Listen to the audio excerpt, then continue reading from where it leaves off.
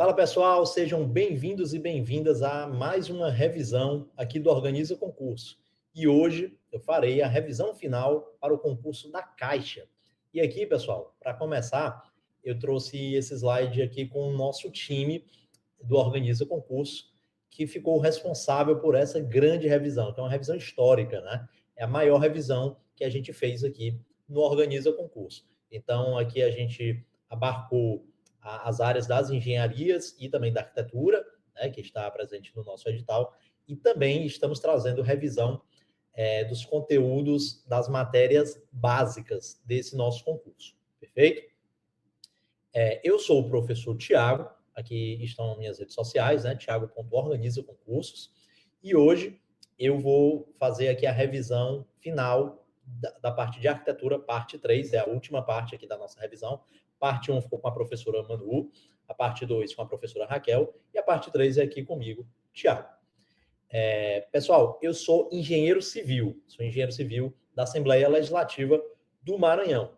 No entanto, nós sabemos que a arquitetura e a engenharia civil, elas são áreas correlatas. Então, é natural cair ali coisas que são mais comuns à arquitetura nas provas de engenharia e vice-versa. Então, eu estou aqui justamente para falar um pouco desses assuntos mais atinentes à engenharia civil que estão no conteúdo programático aqui do cargo de arquiteto, beleza? E aí, nessa aula, eu vou falar sobre gerenciamento, sobre projetos e sobre legislações e políticas. Gerenciamento é o tópico 1 do nosso edital, projeto, salvo engano, é o nosso tópico 2 ou 3, confesso que eu não lembro agora, e legislações e políticas é o último tópico do nosso edital, que é o tópico 8. E vamos começar por gerenciamento. Pessoal, aqui dentro de gerenciamento, eu vou falar um pouco sobre orçamento de obras, vou falar também sobre planejamento de obras e sobre fiscalização de obras, certo? Vamos começar aqui pela parte de orçamento de obras. E aqui, para começar, pessoal, o que é que eu gosto de falar sobre orçamento de obras?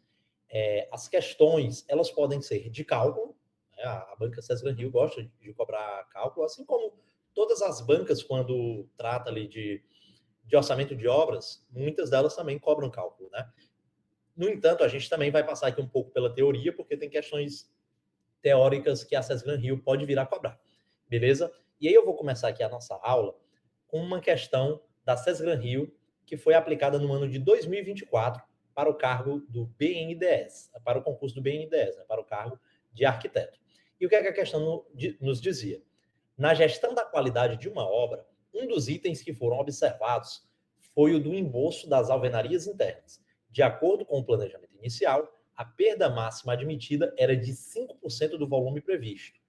Considere os seguintes dados: área a ser embossada, 2.000 metros quadrados, espessura prevista, 2 centímetros, volume total realizado, 48 metros cúbicos. Analisando-se esses dados, com relação aos parâmetros de qualidade, conclui-se que o valor realizado foi. Então, pessoal, aqui a gente tem a área a ser embossada, certo? E nós temos a espessura prevista. Nós multiplicando quando a gente multiplica esses dois valores, a gente teria ali o volume previsto, né? No entanto, nós tivemos um outro volume realizado. E como o comando da questão falou, a gente tinha ali uma perda máxima admitida, que era de 5%. E aí é com base nisso, né, nessas informações que nós temos, com a conta que a gente vai fazer, vamos comparar esses valores para saber o que é que a gente vai marcar aqui, certo? Então, vamos lá. Volume planejado. Qual era o volume planejado, né? O volume previsto. Era você pegar ali 2.000 metros quadrados, que é a área a ser embossada, vezes a espessura prevista. E qual era a espessura prevista? 2 centímetros, que é 0,02 metros. Vamos colocar aqui na mesma unidade, né? E aí, eu obtenho um total de 40 metros cúbicos. Esse era o volume planejado. Então, isso aqui é 100%. No entanto, qual foi o volume total realizado? Foi 48 metros cúbicos. A gente faz aqui uma regra de 3, simples, né? E vamos achar que o X é 120%. Ou seja, foi realizado 20% a mais do que o planejado, né? Você poderia simplesmente também, né, pessoal, só pegar ali 48 e dividir por 40, que daria 1,20, e esse 1,20 significa que 48 é 1,2 vezes a mais do que o 40. Logo, 20% a mais. Tranquilo? São duas formas de fazer. Eu coloquei aqui na regra de 3 simples só para deixar isso mais didático, perfeito? No entanto, como nós vimos, a perda máxima admitida era de 5% do volume previsto. Ora, a gente acabou de ver que foi 20%. Então, qual é a nossa resposta correta aqui? Letra E. Ultrapassou o limite da perda, pois a perda total foi de 20%. Portanto, gabarito letra E. E aqui, pessoal, uma questão de leitura, né? Tem gente que poderia, na corrida ali, ver, não, já ultrapassou, vou marcar a letra B. Mas a letra B está errada porque fala de 10%, a C de 12% e a D de 15%, né? Enquanto que a A fala que atendeu o limite. E vimos que não foi bem assim. Perfeito? Vamos aqui para mais uma questão também desse concurso do BNDES. E a questão falava o seguinte: um orçamento pode ser classificado, conforme seu grau de detalhamento, em estimativa de custo, orçamento preliminar ou orçamento analítico ou detalhado, dentre outras classificações. Na orçamentação de obras de edificações por estimativa de custos, o CUB, que é o custo unitário básico, ele tem sido um parâmetro bastante utilizado. O CUB da construção civil representa o custo da construção por. E aí, pessoal? Antes de responder essa questão, o que é que eu gosto de falar? Aqui no Organiza, nós temos algumas fases do estudo, né? E nós batemos muito na tecla de estudar por meio das questões. Sempre que a gente propõe um caderno de questões para que nossos alunos estudem, a gente não fala simplesmente resolva as 10 questões desse caderno, mas sim estude, porque as questões são um meio para o qual você pode estudar ali para concurso, principalmente as questões da banca, né, da prova que você vai fazer. E assim, o que é interessante de você estudar, às vezes até o próprio comando da questão traz uma informação que é um estudo para você, que é o caso dessa questão aqui, que inclusive eu vou comentar um pouco mais a respeito, certo? Mas o que é que a questão pede? Ela quer saber do CUB. O CUB da construção civil representa o custo da construção por. E aí, qual é a resposta aqui? Letra C, que é a área de cada um dos padrões do imóvel, de imóvel estabelecidos. Pessoal, aqui é o famoso custo por metro quadrado. Quem nunca ouviu falar? No bairro tal que eu moro, um apartamento em geral é tanto por metro quadrado. E aí você vai, com base nisso, você vai olhar ali qual é a área daquele apartamento, vai multiplicar por esse CUB, entre aspas, chegando ali num valor, que é uma noção, não é isso? Então, o CUB ali, como a gente mesmo fala, ele é uma estimativa do custo, perfeito? E aí ele é essa questão ele representa o custo da construção por área de cada um dos padrões de imóvel estabelecido. Falando um pouco mais sobre isso, pessoal, precisão do orçamento, aproveitando que a questão trouxe esse contexto. A gente pode classificar ali o orçamento quanto ao grau de detalhamento ou de precisão.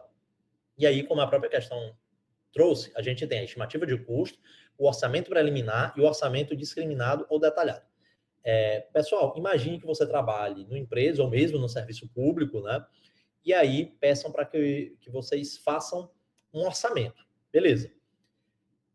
No entanto, a gente sabe como é que funciona a empresa, o serviço público, que tem uma gestão que vai passar ali para saber se aquilo é viável ou não. Então, o que é que ocorre primeiramente? Eles pedem para que você dê uma estimativa do custo. Então, é uma precisão mais baixa. E aí, qual é um desses parâmetros da estimativa do custo? Justamente o CUB, né? Que é o preço, que é o custo por metro quadrado. Então, é algo bem rápido. Se você tem uma tabela, inclusive tem essa norma, né? A 12271, que é do CUB, ela tem uma tabela lá para padrões de imóvel, como nós vimos ali na resposta da nossa questão. A gente vai ver qual é o padrão do imóvel, vai ver qual é a área do imóvel, vai multiplicar e vai chegar naquele valor ali, que é uma estimativa de custo, beleza? Eu trouxe essa figura aqui, que ela é lá do nosso Organiza Book de orçamentos, e ela fala o seguinte: a estimativa de custo é uma avaliação expedita. Então, grave bem essa palavra, né? Expedita. Muita gente fala em orçamento expedito. Ele é, digamos, um sinônimo de estimativa de custo, certo? A avaliação expedita com base em custos históricos, usada nas etapas iniciais do empreendimento. Serve para avaliar a viabilidade econômica do empreendimento, que você já vai ter ali uma noção, aí vai dizer, não, é muito caro, então não temos como fazer isso, não temos, digamos, recursos financeiros para seguir adiante. Beleza. Aí vamos supor que com essa estimativa de custo, sua empresa, seu chefe ali no serviço público diga, eu acho que a gente tem uma viabilidade econômica, a gente está precisando dessa demanda e temos recursos para isso. vamos fazer um orçamento preliminar para diminuir ali a margem de erro e ter uma precisão maior. E aí o que é que ocorre? Vai ter mais detalhado, vai ser mais detalhado que a estimativa de custos. Vai requerer ali quantitativos dos serviços mais significativos e pesquisa de preço dos principais insumos. Então, quando tem um serviço específico, você vai pensar, esse serviço, quais são os principais serviços para eu fazer esse empreendimento?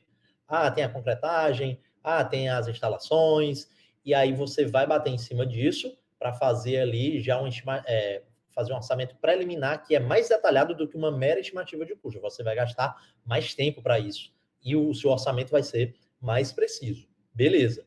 E aí, supondo que a demanda vá para frente, você queira licitar, né, no caso do serviço público, aquele empreendimento, aí a gente vai partir para o orçamento discriminado ou orçamento detalhado. E aí, nesse caso, ele vai ser elaborado com composições de custos e pesquisa de preço dos insumos. Então, por exemplo, determinado serviço não tem nas tabelas oficiais, então vou fazer ali uma pesquisa de preços, uma coleta de preços, para, de fato, esse meu grau de precisão ser bem próximo ali da realidade, né?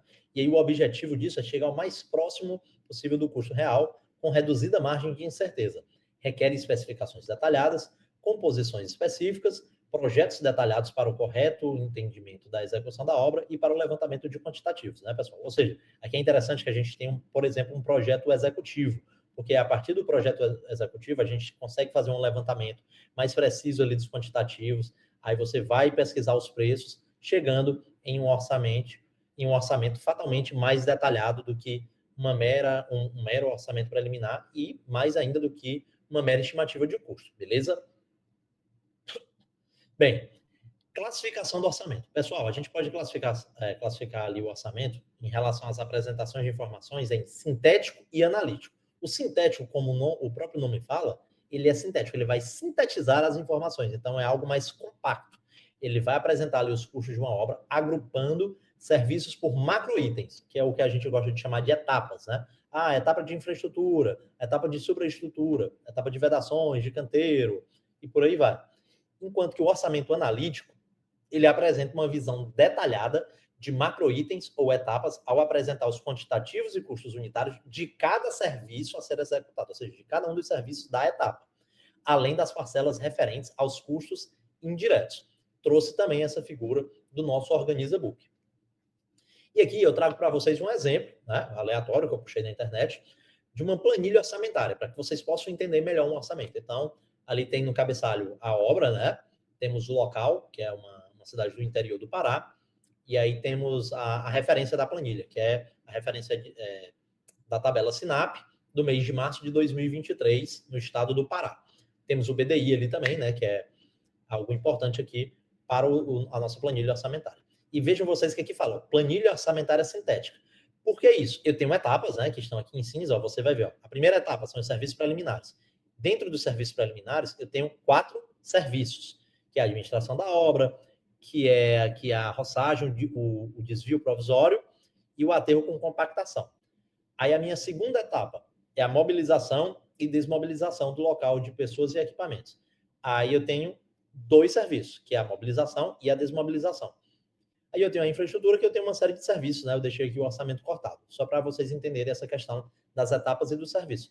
Vejam vocês que aqui eu tenho simplesmente etapas e serviços. E aí, obviamente, né, eu tenho a unidade, eu tenho a quantidade que aquele serviço vai ser utilizado, eu tenho o valor unitário dele, eu tenho o valor unitário com o BDI, eu tenho o total, que é a multiplicação do valor unitário do BDI pelo quantitativo, né, daquele serviço, e aí tenho também aqui, nesse caso desse orçamento, o peso, né? Que é para a gente até fazer, por exemplo, uma curva ABC. Então, isso aqui, pessoal, é uma planilha orçamentária sintética. Como é que ela seria analítica? A partir do momento que essa planilha também viesse, talvez ali com anexos, destrinchando a composição de cada um dos serviços. Então, ela traria ali a ficha de composição unitária de administração de obra, a ficha de composição unitária da roçagem, a ficha de composição unitária do terceiro serviço e assim sucessivamente. Então, isso sim seria uma planilha orçamentária dita analítica, com as composições unitárias de serviço, de cada um dos serviços. Beleza? Tranquilo. Aí outra coisa, né, que eu gosto de comentar aqui, código. Todos esses códigos aqui, como a gente está vendo, ó, você está vendo ali o banco é próprio, que é isso, são composições próprias, né? Então, às vezes, a gente tem uma composição ali na tabela SINAP que não vai refletir muito bem a realidade da nossa obra, e a gente cria uma composição. E aí, dentro dessa composição, nós podemos colocar insumos, né, que pertencem ao SINAP, mas aí podemos colocar também insumos próprios ou que sejam derivados de coletas de preço, por exemplo, perfeito? E aqui eu trago para vocês justamente uma composição analítica de serviço. Aqui é a composição analítica do assentamento de tubo de ferro fundido. Beleza. Isso aqui é um serviço que é medido em metro. Está ali a unidade, né? Metro. Beleza. E aqui é o código dele no SINAP, que é o código 97141. Tranquilo. Aí abaixo, que está aqui em branco, são os insumos que compõem esse serviço de assentamento. O que é que eu preciso de insumo para que eu faça o meu serviço de assentamento? Eu vou precisar de um equipamento, que é a retroescavadeira, eu vou precisar da retroescavadeira, e aí ela se subdivide, né? Que aí tem a parte dela produtiva e a parte dela improdutiva. E tanto é que uma unidade é CHP, carga horária produtiva, e a outra é CHI, que é carga horária improdutiva. E eles têm coeficientes distintos, né? Como vocês estão vendo, e também códigos distintos. Aí eu tenho um insumo, que é a pasta lubrificante para tubos. Beleza. Aí esse insumo, ele tem a unidade dele, que é a unidade, e aí como é que eu leio isso? Como é que você entende isso? Eu preciso de 0,046 unidades de pasta lubrificante para cada metro de assentamento. Aí você pode pensar, mas não existe uma 0,046 de unidade. É porque, pessoal, o cálculo foi feito de outra maneira. Por exemplo, eu percebi que eu preciso de 46 unidades de pasta lubrificante para cada 100 metros de assentamento. No entanto, quem é meu serviço aqui? É o assentamento. Eu estou fazendo aqui a composição analítica unitária desse serviço, ou seja, para 1 metro. Então, eu vou pegar esse 100 e vou dividir pelo 46, por isso que vai dar um valor decimal, certo? Só para vocês entenderem como é feito isso aqui. Aí eu tenho também o serviço do assentador, que é a mão de obra, né, e do servente. E aí o assentador, que já tá aqui com os encargos complementares, a unidade de serviço dele é em hora. Então, é aquela mesma questão ali da pasta. Como é que eu leio esse coeficiente dele? Para cada metro de assentamento de tubo de ferro fundido, eu preciso de 0,0905 hora do assentador. E preciso desse mesmo horário do servente, que acompanha ele. Perfeito? Isso aqui é o coeficiente. Cuidado para não confundir com produtividade, que já eu vou falar sobre isso para vocês também, aqui já nesse próximo slide, né? Então, pessoal, o que é a produtividade, com base ali na composição analítica do serviço? Trouxe aqui também esse trecho do nosso Organiza Book. Produtividade, segundo Dória Matos, que é um grande escritor aqui dessa área de orçamento, né? Ele tem um livro muito famoso aqui, que é Como Preparar Orçamento de Obras. Ele fala que a produtividade de uma pessoa, ou seja, de uma mão de obra, equipamento ou equipe, é a quantidade de trabalho que se executa em um intervalo de tempo. Matematicamente, a produtividade é a razão entre a quantidade de serviço sobre a quantidade de tempo. Então, um exemplo aqui. Quando escutamos na obra que um pedreiro fez 2 metros quadrados de alvenaria em 1 hora. Essa é a produtividade dele, né? No entanto, o que é o índice de produtividade, que é a mesma coisa que o coeficiente? É o inverso. É 1 sobre a produtividade. A produtividade do pedreiro, ele fez 2 metros quadrados na unidade de hora, né? Na unidade de tempo, que no caso é hora. Então, ele fez 2 metros quadrados em 1 hora, beleza. Mas aí faz 1 sobre 2, significa que ele precisa de meia hora para executar 1 metro quadrado. Por quê? Porque aqui o que eu estou avaliando é a unidade nesse caso aqui de alvenaria, né? A unidade de metro quadrado de alvenaria. Então, para que eu execute 1 metro quadrado de alvenaria, eu preciso de meia hora de um pedreiro, perfeito? Então, isso aqui é a questão do coeficiente. O coeficiente, ele é o inverso da produtividade. Então, se vier uma questão para vocês, e aí tem uma ficha ali, comparando, sei lá, o pedreiro com o servente, aí vamos supor que o coeficiente do pedreiro é 0,5 e o coeficiente do servente é 0,6 a hora. Aí você vê o coeficiente do servente maior. Aí você pensa, opa, então significa que a produtividade do servente é maior. Não. Significa que ele gasta mais tempo, ou seja, ele gasta 0,6, que é maior do que 0,5, ele gasta mais tempo para executar 1 metro quadrado. Se ele gasta mais tempo, significa que a produtividade dele é menor. É o inverso, certo, pessoal? Cuidado com isso aqui, que é o que a gente chama também de razão unitária de produção. Para falar um pouco mais aqui sobre orçamento de obras, eu não posso deixar de falar do nosso BDI, né? E aí o BDI, pessoal, é ele quem vai dar o meu preço de venda. Quando eu estou elencando ali meu orçamento, ali eu estou colocando os meus custos diretos. No entanto, incidem sobre eles despesas indiretas para que eu chegue ali no preço de venda, que é o preço da nota fiscal daquele o preço da nota fiscal do empreendimento como um todo, né? Então, como é que eu sei o que é que eu devo considerar no BDI, né? São, no geral, 5 componentes, certo? Isso aqui vem derivado do Decreto Presidencial 7983 de 2013. No entanto, nós também temos um acórdão do TCU, que é o acórdão 2622, também do ano de 2013, que cita uma a mais, né? Enfim, o que é citado ali como componentes do BDI? Nós temos os tributos, que em geral é o ISS, né? Tem CPRM, tem o COFINS, o PIS. Então, são os tributos mais comuns ali a serem utilizados no BDI. No entanto, você não pode utilizar tributos de natureza personalística. Exemplo, o IRPJ, que é o Imposto de Renda de Pessoa Jurídica, e o CSLL, certo? Que é o custo sobre lucro líquido.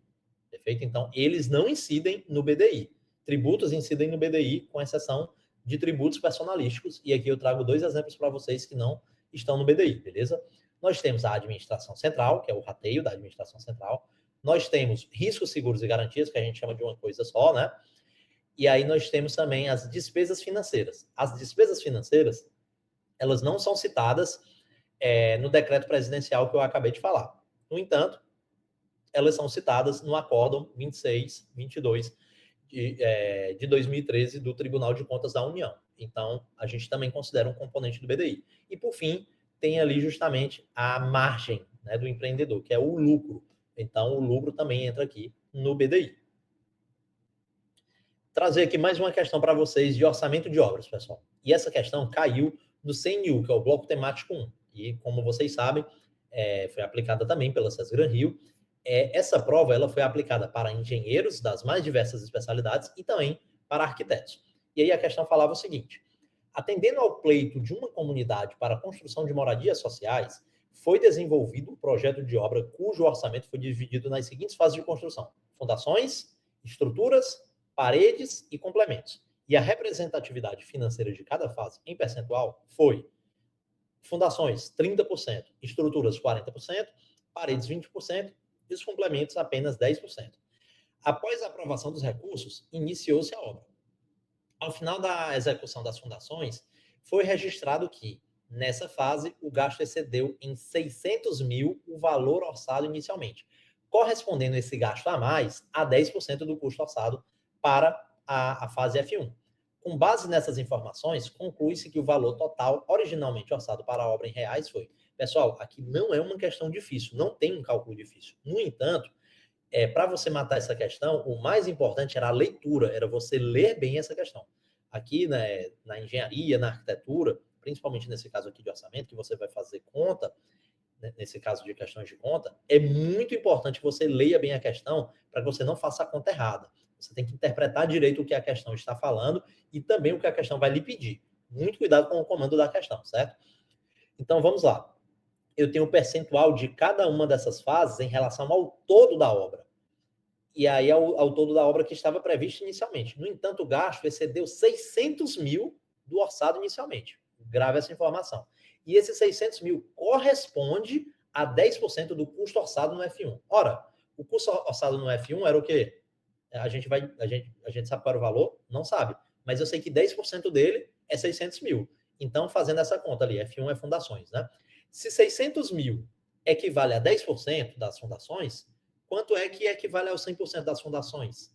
Você vai pegar 600 mil e vai multiplicar por 10, que vai dar 6 milhões de reais. Então, só a etapa de fundações equivale a 6 milhões de reais. Mas a gente viu também, a informação dada aqui, que fundações equivale a 30% do empreendimento aqui. Então, se 6 milhões equivale a 30%, quanto é o 100% do empreendimento, o valor inicialmente orçado? A gente faz uma outra regra de 3 simples, chegando no valor de 20 milhões. Aí, muito cuidado, você vai chegar em 20 milhões, já vai ser a resposta? Talvez, mas vamos ler o que é que a questão nos pede. E aí a questão fala o seguinte: com base nessas informações, conclui-se que o valor total originalmente orçado para a obra em reais foi de... Então, a resposta é justamente aquela ali que a gente viu. 20 milhões, letra D. Pessoal, muito cuidado. Tem gente ali que poderia achar já os 6 milhões e aí na pressa, né? A prova tem que responder rápido. Já responderia a letra E e aí não chegaria na resposta. Tem gente ainda que é afoito, que quer fazer todo tipo de conta sem ler o que está sendo pedido e aí já somaria ali, sei lá, 20 milhões com 600 mil que for o gasto excedido. Então daria ali 20 milhões e 600 mil. Vejam vocês que não tem uma alternativa com esse valor. Então, muito cuidado também para você não fazer cálculo de menos e nem cálculo de mais. Tenha noção do que a questão está pedindo para você, beleza? Portanto, o gabarito aqui da nossa questão é a letra D. O mais importante de tudo nessa questão era a leitura. Pessoal, terminada aqui essa parte de orçamento de obras, vou falar agora um pouco sobre planejamento de obras.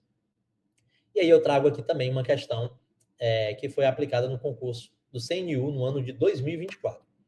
A questão fala o seguinte: o cronograma a seguir representa as 5 etapas do planejamento de uma obra que corresponde à parte de um programa de governo para atender a uma demanda social. Nesse planejamento, para efeito do cálculo dos percentuais das etapas mês a mês, os meses são considerados com a mesma quantidade de dias. As etapas têm distribuição linear nos meses programados. Ou seja, o percentual de execução de cada uma delas é distribuído proporcionalmente ao tempo da etapa. A fim de compatibilizar a execução das etapas com os recursos disponíveis, a gerência do setor de planejamento solicitou o percentual concluído de cada etapa exatamente até a metade do mês 3. Considerando as informações fornecidas, o percentual de cada etapa é... Pessoal, então a questão trazia essa figura aqui, né? Etapa 1, etapa 2, 3, 4 e 5, que eu não sei, né? Ele não falou se é fundações, o que é, enfim, não é relevante para a questão. E ele traz ali os meses, né? Da obra, que eram de 6 meses. Beleza. Aí vejam vocês, ó, que a etapa 1, ela precisa de 2 meses para ser concluída, né? Exatos 2 meses. E ela começa já no início, né? Da data 0. A etapa 2, ela começa após ela começa ali na primeira metade do primeiro mês. E ela se conclui, ela é concluída no final do mês 3, né? E assim por diante. Então, vejam vocês, isso aqui é um cronograma físico-financeiro. Desculpa, pessoal, isso aqui é um cronograma, né? Não é físico-financeiro, porque a gente está vendo só o cronograma físico, não fala nada de financeiro aqui, não tem valores, né? Então, aqui é um cronograma físico, perfeito? E aqui, uma coisa que você tem que ter cuidado, não é relevante para essa questão, mas enfim, caso caia na questão de vocês, aqui, só com base nessas informações, não tem como eu saber a interdependência entre cada uma das atividades, né? Por exemplo, vou dar aqui alguns exemplos para vocês. A etapa 1, como eu falei para vocês, ela termina ao final do mês 2. E a etapa 3, ela começa no início do mês 3. Assim como a etapa 5 também. Aí eu pergunto para vocês, então significa que a terceira etapa e a quinta etapa, elas só podem começar com o final da etapa 1? Não dá para afirmar isso. Pode ser uma mera coincidência. Talvez uma das duas sim, talvez das duas sim, talvez as duas não. Então, não tem como eu afirmar isso simplesmente olhando aqui para o meu cronograma físico. Quem vai dizer essa interdependência entre as etapas, entre as atividades, é a minha rede CPM, certo? PERT CPM, que eu vou trazer ali para vocês, que tem ali o caminho crítico e tudo mais, certo? Só aproveitei essa questão aqui para falar disso para vocês também, beleza? Mas resolvendo a nossa questão, pessoal, o que é que a gente tem que fazer? Ele queria saber até a metade do mês 3.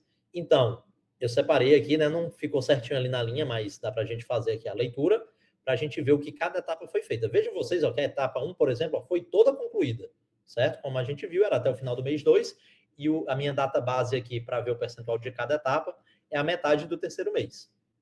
Então, vou trazer para esse slide aqui para ficar melhor a visualização. Vamos lá, etapa 1, 100%, beleza? Foi toda concluída. A etapa 2, 4 de 5, porque você vê 4 quadrados de 5 preenchidos. Isso equivale a 80%. A etapa 3, eu tenho apenas um de 4. Um quarto, que dá 25%. A etapa 4, eu tenho 4 de 10, que dá 40%. E a etapa 5, eu tenho 1 de 8, que dá 12,5%. Se você não soubesse fazer essa conta rápida, ao invés de você ter que dividir ali 100 por 8, fazer a vírgula e tal, é só você pensar, um quarto não é 25%, você não já tem isso em mente, na cabeça? Um oitavo vai ser a metade, 12,5%. Então, é uma forma de você fazer a conta de maneira mais rápida. Beleza, pessoal. Então, vocês vão ver que o nosso gabarito aqui é a letra D. Uma outra dica aqui, né, pessoal? Principalmente um concurso.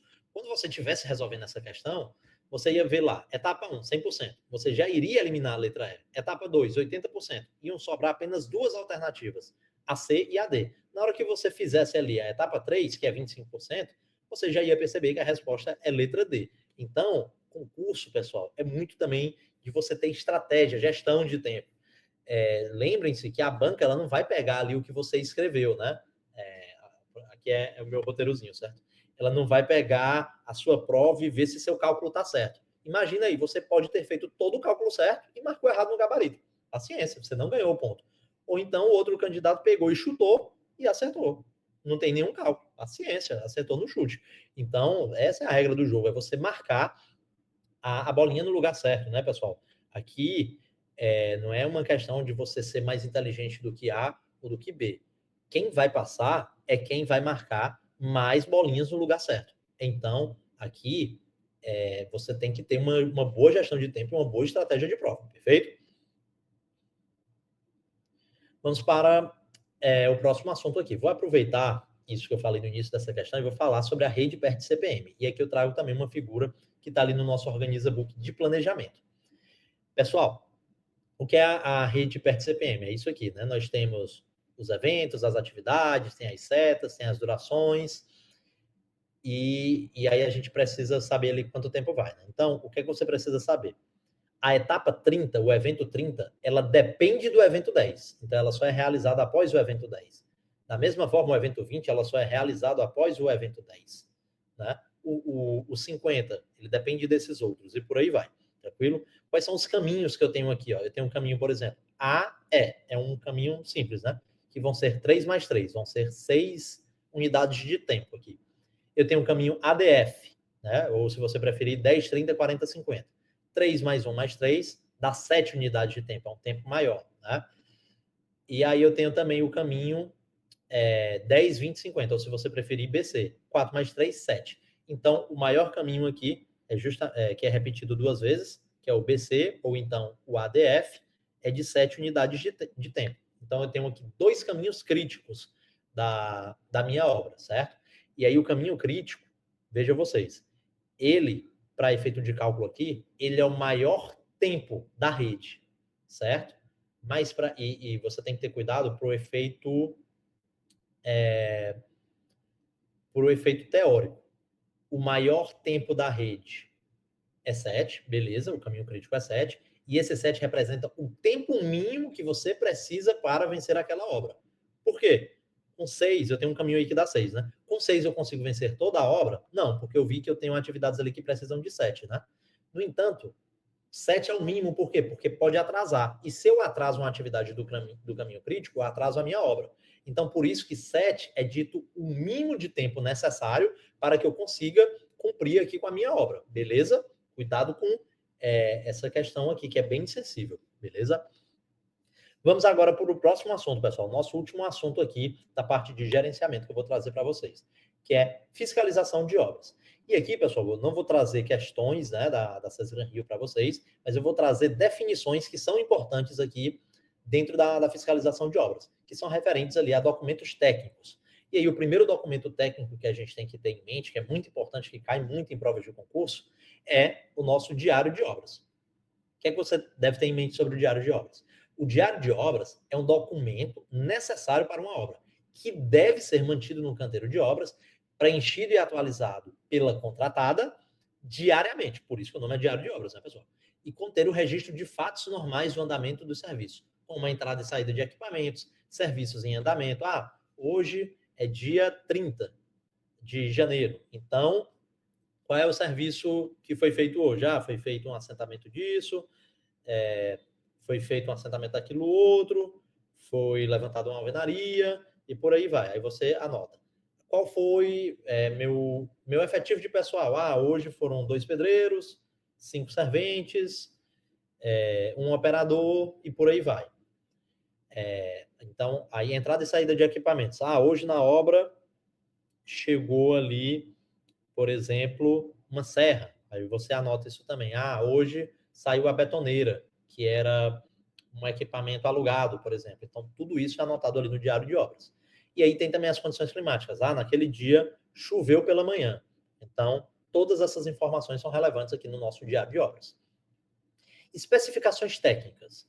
O que são as especificações técnicas? E aí aqui, para falar um pouco disso, eu vou trazer ali um excerto do livro, né, do Marco Aurélio Gonzalez, que é Noções de Orçamento e Planejamento de Obras. E o que é que ele fala? A definição clara da qualidade, tipo e marca dos materiais é fundamental, assim como a forma da execução do serviço. As partes que compõem as especificações técnicas são generalidades, materiais de construção e discriminação do serviço. Grave isso. Outra coisa, as especificações técnicas descrevem de forma precisa e ordenada os materiais a serem utilizados e os procedimentos a serem adotados na obra. Elas servem como documento auxiliar para a fiscalização e o controle de execução. E aí eu trago aqui também a NBR 16636, parte 1, do ano de 2017. Essa norma fala sobre a elaboração e desenvolvimento de serviços técnicos especializados de projetos arquitetônicos e urbanísticos. Aí a parte 1 fala aqui sobre as diretrizes e terminologia. Pessoal, sempre que você vai estudar uma norma, aqui na engenharia civil nós estudamos mais normas do que na arquitetura, tem muita norma, né, na engenharia civil, mas a gente sabe que na arquitetura também utilizamos muitas normas, e aí o que é que eu gosto de falar quando você vai estudar uma norma, independentemente se você é engenheiro civil, engenheiro mecânico, arquiteto, você tem que estudar uma NBR. O que é muito importante dentro de uma NBR é justamente a seção 3, que quase sempre é a seção de terminologia e definições. Então, essas definições dadas por normas são as definições que geralmente as nossas bancas utilizam, beleza? E aí essa norma traz uma porrada ali de definições e eu vou trazer 2 para vocês. O caderno de especificações técnicas e o memorial descritivo de projeto, para você poder diferenciar bem o que é um e o que é o outro. O que é o caderno de especificações técnicas? Ele é um documento, primeira coisa, ele é um documento que indica os materiais especificados e os locais de sua aplicação, obedecendo à legislação pertinente, podendo ser parte integrante do caderno de encargos. Opa, isso é muito importante, pessoal. Vejam vocês que especificações técnicas é espécie do gênero caderno de encargos. Então, cadernos de encargos é algo mais abrangente do que as especificações técnicas. Lembre-se disso, se você for confundir um dos dois, certo?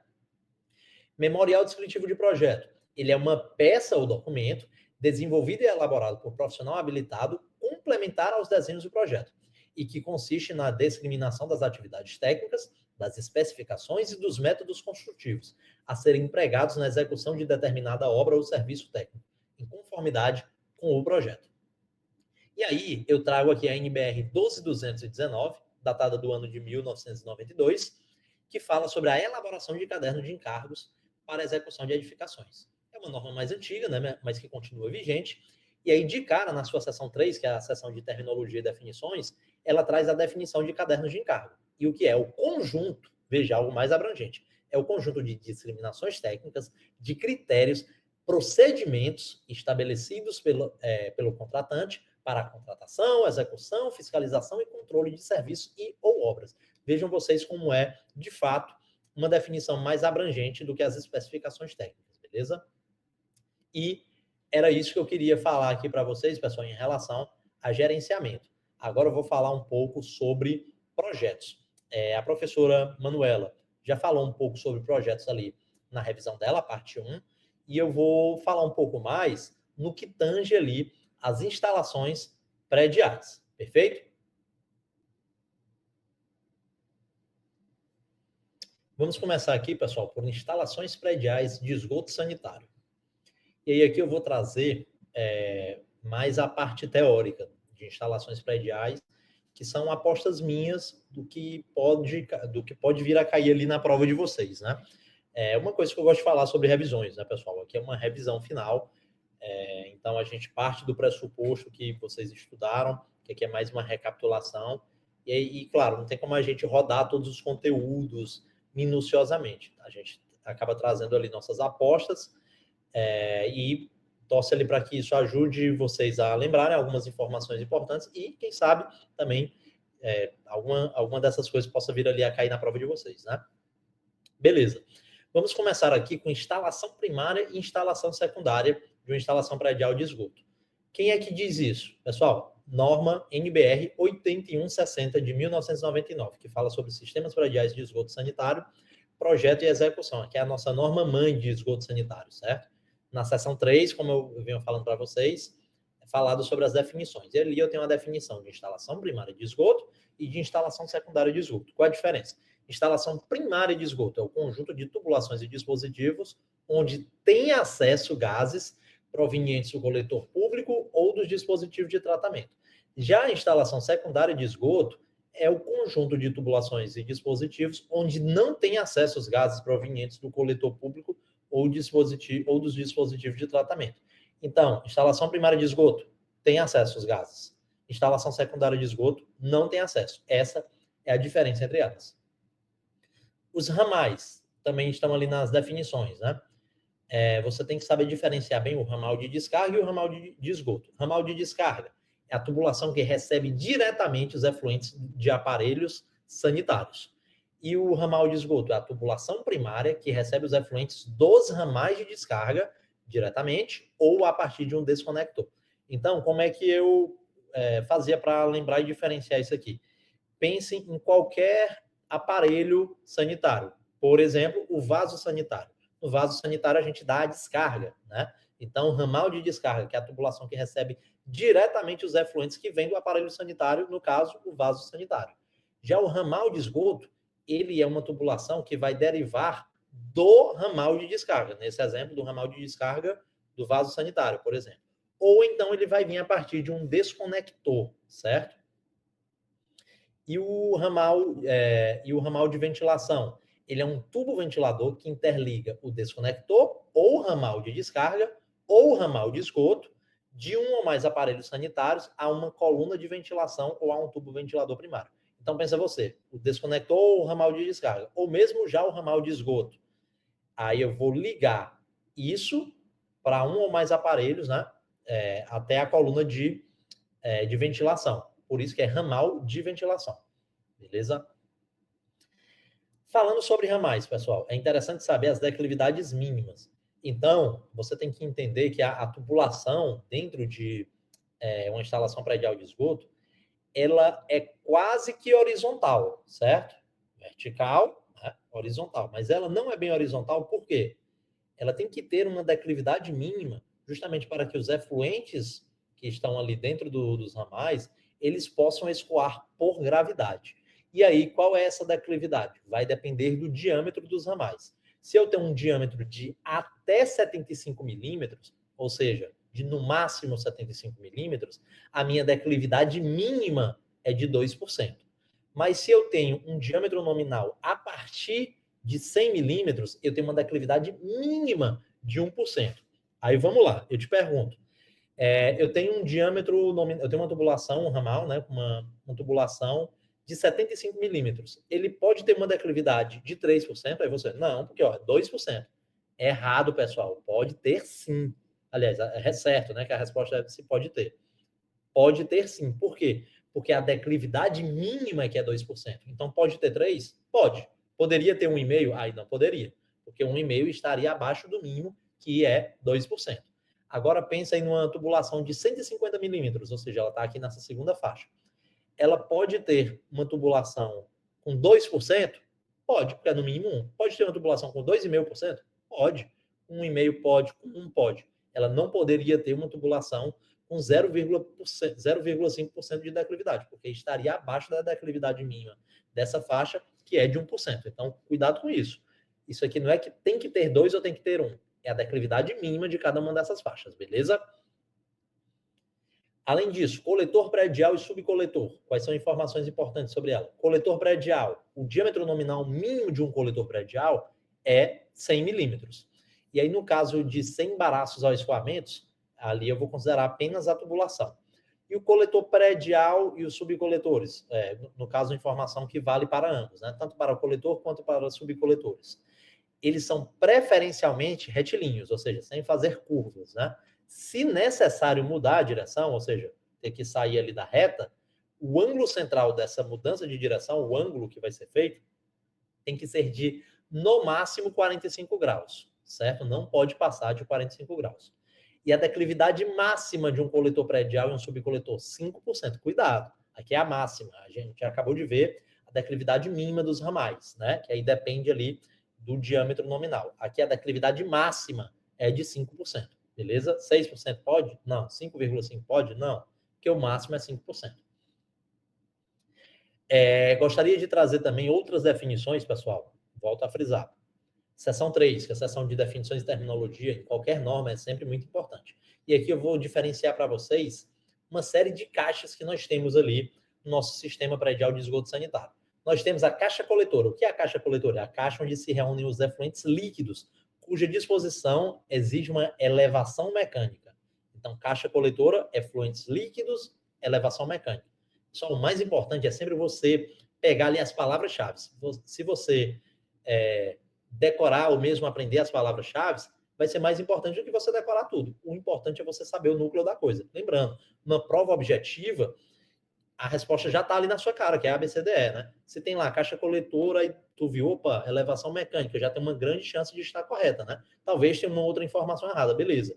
Mas a palavra-chave, as palavras-chave vão te ajudar a lembrar daquela resposta, beleza? E se for uma prova discursiva, na prova discursiva, pessoal, não precisa você escrever exatamente como está na norma, exatamente como está na lei, ou naquilo que fundamenta aquele conteúdo. O importante é você saber o núcleo duro daquele assunto. Então, você colocar ali o cerne da coisa, que é isso que a banca vai considerar, beleza?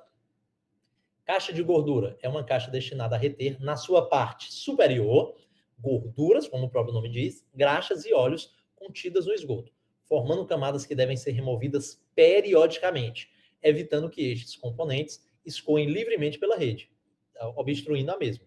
Então, é para isso que a caixa de gordura serve, né? A caixa de inspeção. Cuidado aqui para não confundir caixa de inspeção com caixa de passagem.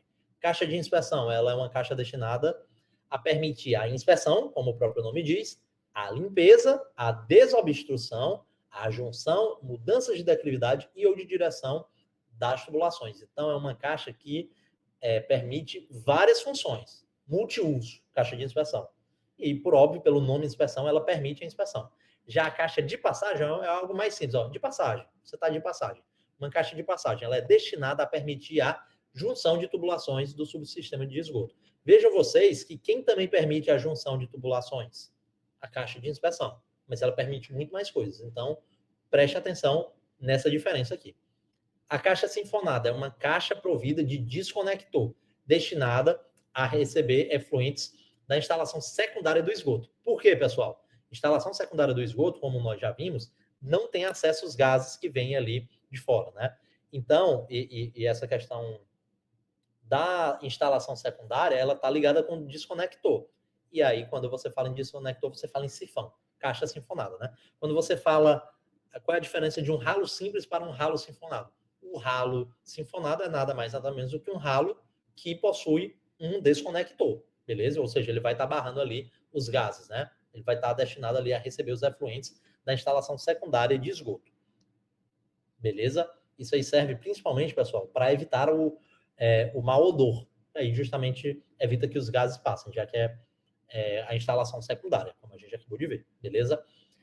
Simbologia, pessoal. Muitas bancas gostam de cobrar a simbologia aqui dessa norma.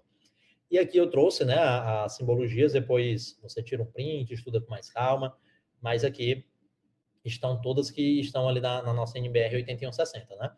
Ralo sinfonado, acabei de falar do ralo sinfonado, né? Nós temos a caixa de inspeção, que nós vimos aqui a definição, que é uma caixa mais completa. Temos a caixa retentora, né? Aí vai ter que especificar ali o tipo de caixa, né? Nós temos a válvula de admissão de ar, nós temos o ralo seco, né, que é sem o sifão, ou seja, sem o desconector. Temos a caixa sinfonada, a gente acabou de ver também a caixa sinfonada, que é diferente de um ralo sinfonado, cuidado. Nós temos a caixa retentora de gordura simples, que ela é menorzinha, e temos a caixa retentora de gordura dupla, que ela vocês vão ver que a simbologia é a mesma, só que ela é maior. Nós temos o tanque séptico, nós temos a caixa de passagem, que é a caixa mais simples, que a gente acabou de ver, e nós temos a válvula de retenção, chamada VR, né, que é um círculo com um triângulo inscrito dentro dele. Cuidado, o que é que eu gosto de falar aqui, pessoal, que a gente costuma confundir mais. Ralo sinfonado, caixa sinfonada, caixa de gordura, caixa de inspeção. Beleza, eu acabei de mostrar a imagem para vocês, mas para que vocês também tenham em mente como que chega nessa imagem. O ralo sinfonado e a caixa sinfonada, ou seja, quando eu estou falando de sifão, quando eu estou falando de algo que tenha um desconector, eu tenho algum tipo de achura ou preenchimento na direita. Vou até voltar. Ó. Ralo sinfonado, que é o primeiro aqui, ó, tá na direita, né? E a caixa sinfonada também tá o preenchimento dela está na direita. Enquanto que a caixa retentora de gordura, vejam vocês, que está à esquerda, beleza? Ou a achura dela. Primeira coisa, tranquilo. Mas como é que eu vou diferenciar o ralo sinfonado da caixa sinfonada? Primeiro, o ralo, aliás, ambos são bolas, né? São círculos. E estão preenchidos ali do lado direito. Ok, então qual é a diferença? O ralo sinfonado, ele é achurado, e é uma achura vertical. Já a caixa sinfonada, ele é preenchido, é um preenchimento sólido na direita, beleza? Para que vocês possam ver novamente. O ralo sinfonado é uma achura vertical do lado direito, enquanto que a caixa sinfonada também é do lado direito, mas aí é um preenchimento sólido, né? Do lado direito, beleza? É a diferença. Achura, ralo sinfonado. Caixa sinfonada é um preenchimento sólido. E o ralo seco não é uma bola, é um mero quadradozinho com 2 tracinhos verticais, beleza? Já a caixa de gordura é uma achura diagonal, veja que é diferente da achura vertical ali do ralo sinfonado, é uma achura diagonal na esquerda, o que era na direita, o que é sinfonado. Caixa de gordura é na esquerda, achurado diagonalmente. Lembrando que se for uma bolinha menor, é uma caixa de gordura simples, se for uma bolinha maior, é uma caixa de gordura dupla.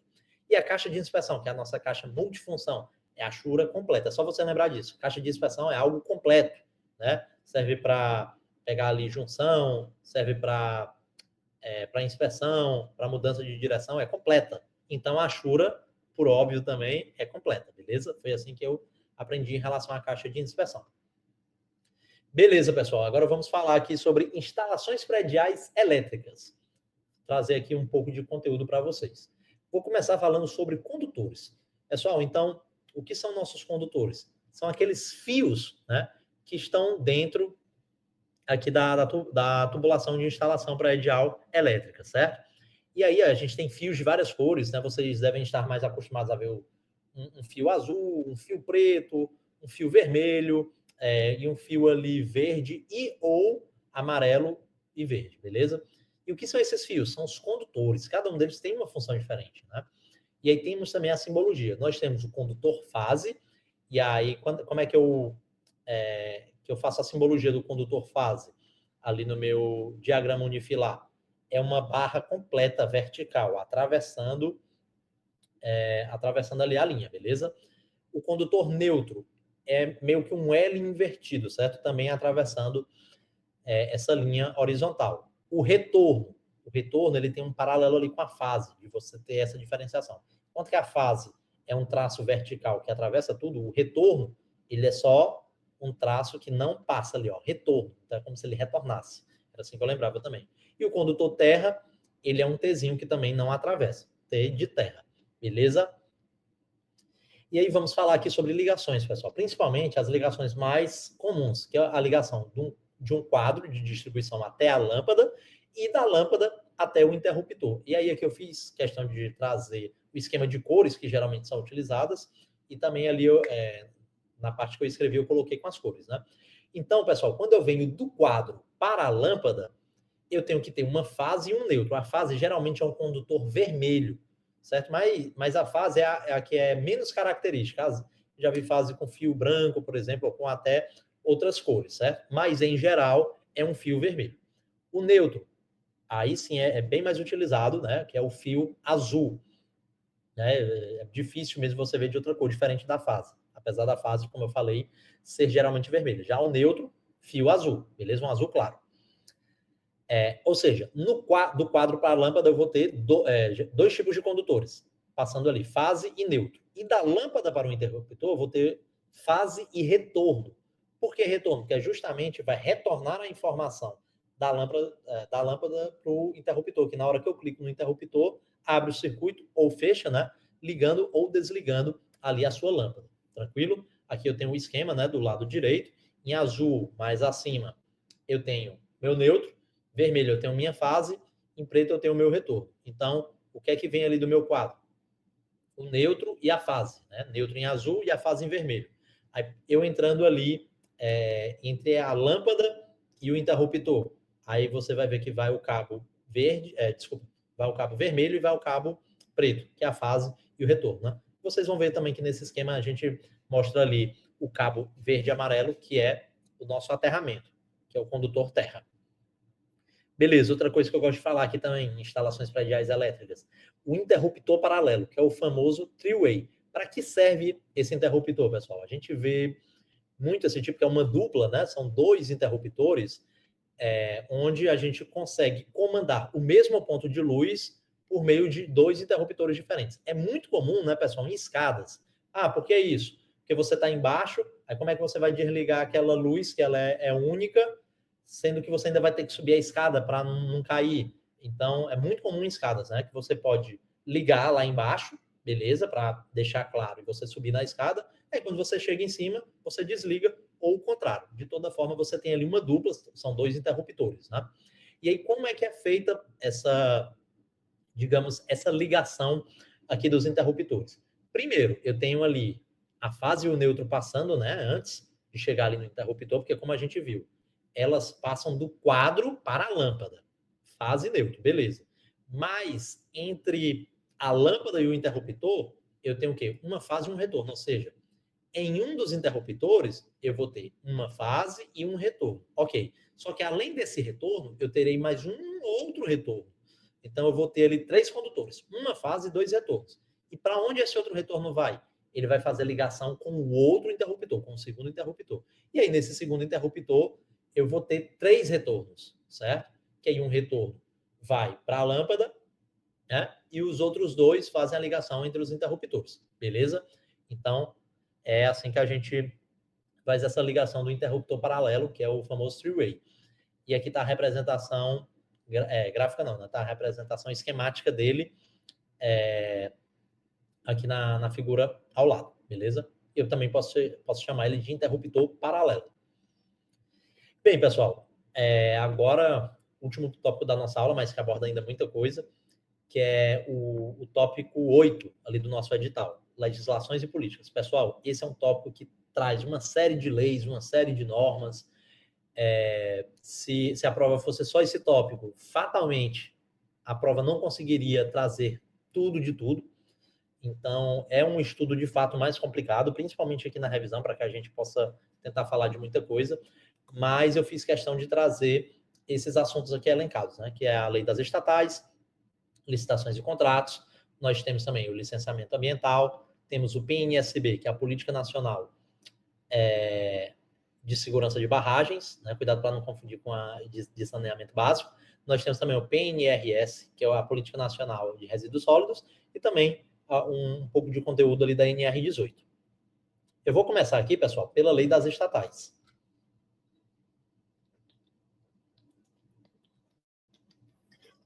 Qual é a lei das estatais? É a lei número 13.303 de 2016. E por que essa lei é importante? Pessoal, a gente tem que lembrar que a gente está fazendo o concurso da Caixa. E a Caixa, ela é uma estatal, beleza? Ela é da administração indireta. E aí, essas estatais, elas são regidas justamente pela lei número 13.303 de 2016. Trouxe aqui algumas considerações importantes. E antes disso, eu vou fazer aqui uma crítica à banca e ao edital. Se você olhar o seu edital, quando ele cita licitações, ele fala assim, licitações, e aí cita a 13.303 e cita também a 14.133, né, que é a famosa nova lei de licitações e contratos, certo? Aí ele traz um artigo específico da 14133, que é o artigo 178, que eu vou já mostrar para vocês, e ele fala assim, na parte aqui da lei das estatais, da 13306, desculpa, da 13303, ele fala assim, um enfoque no capítulo 1 e capítulo 2. Pessoal, uma lei, ela é dividida primeiramente em títulos, e aí a nossa lei tem mais de um título. Dentro dos títulos, tem os capítulos. Dentro dos capítulos tem as seções, e dentro das seções tem as subseções, se assim for necessário. E aí, se você olhar ali o título 1, o capítulo 1 e o capítulo 2 dele, fala mais da questão ali jurídica das leis, das estatais e tal. Só que o nosso edital fez referência às licitações. Então, o que é que eu, Tiago, entendi daquilo? Eu entendi que aqueles capítulos, capítulo 1 e capítulo 2, faziam referências ao título 2 da lei, que aí sim ele vai falar ali sobre licitações e tudo mais. E aí fica aqui a minha crítica à banca, que ela não deixou claro ao que estava sendo referenciado, porque ela não falou do artigo, né? Ela simplesmente jogou lá, capítulo 1 e capítulo 2, certo? Mas de qual título? Porque isso faz a diferença, né? Mas aí, como ela falou de licitações, aí eu fui para cá, né? Então, beleza, ela deu uma margem ali para você entender, né? Mas fica aqui a minha crítica para a Cesgran Rio, porque aqui a gente não passa pano para a banca, não. Aqui a gente está para elogiar a banca quando tem que ser elogiada e criticar quando ela tem que ser criticada. Bem, dito isso, vou trazer aqui alguns conteúdos referentes à lei das estatais. Primeira coisa que eu acho interessante aqui, sobrepreço e superfaturamento. Pessoal, são definições muito importantes que já têm sido faladas nesse contexto de corrupção e tudo, e a gente sabe que existem essas definições ali na nossa nova lei, na 14133, só que essa lei, ela foi promulgada em 2021. E aí, antes disso, nós tivemos o RDC, que aí, inclusive, essa nova lei, ela revogou o RDC, né, que era o regime de contratações diferenciadas, que veio ali no contexto da Copa do Mundo, da Copa das Confederações, das Olimpíadas, que foram realizadas aqui no Brasil, certo? E aí depois foram abrindo também para mais outras coisas.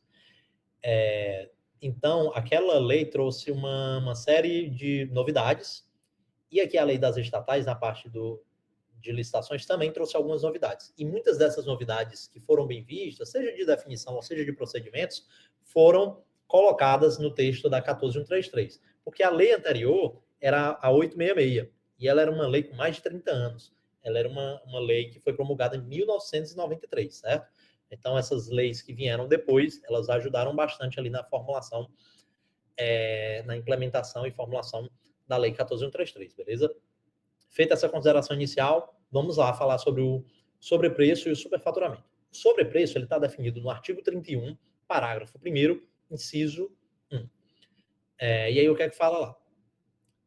Sobrepreço é uma situação em que os preços orçados, ou seja, eu estou falando aqui de orçamento, os preços orçados para a licitação ou contratados são expressivamente superiores aos preços referenciais do mercado, podendo se referir ao valor unitário de um item, que eu mostrei para vocês, uma planilha orçamentária, né? Se a licitação ou a contratação for por preços unitários de serviço, que é o caso lá que eu mostrei, né? Eram preços unitários, ou ao valor global do objeto, se a licitação da contratação for por preço global ou por empreitada. Então, muito cuidado com isso aqui. Então, em resumo, o que é sobrepreço? Preços orçados expressivamente superior ao preço referencial de mercado. Ponto. Superfaturamento, ele está definido ali no inciso 2, que é uma situação caracterizada quando há dano ao patrimônio da empresa estatal. Ponto. Ou seja, dano ao erário. Aqui a definição simples do superfaturamento. E aí, quais são os exemplos quando vai ter esse dano efetivo ao erário? Porque lá no sobrepreço, por enquanto ainda não teve o dano efetivamente, o dano efetivo, porque tá na seara ali do orçamento. Quando é que eu vou ter o dano? Quando o dinheiro sair dos cofres públicos, beleza? Então, que é o caso do superfaturamento, a situação caracterizada quando há o dano efetivo ao patrimônio da empresa estatal.